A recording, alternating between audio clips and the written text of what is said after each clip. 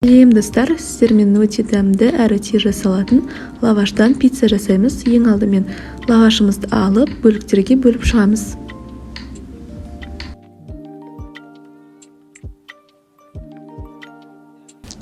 Лавашымызды бір келкі етіп турап шығамыз. Және де оны табамызға салып қоямыз. Оған дейін біз жұмыртқамызды дайындаймыз. 2 жұмыртқамызға кішкене тұз сеуіп, жақсылап араластырамыз. Араласқан жұмыртқамызды біздің лавашымызға құямыз.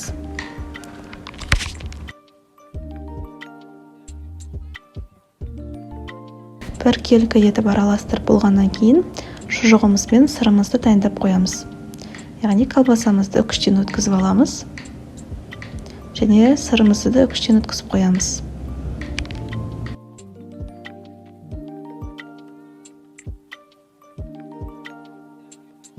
Табамызды қыздырып, кішкене май құямыз.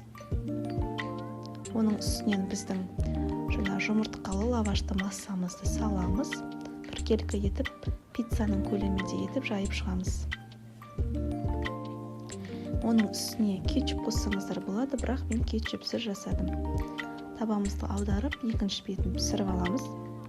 Міндетті түрде жай отта пісіріңіздер, өйткені асты қызарып күйіп кетуі мүмкін.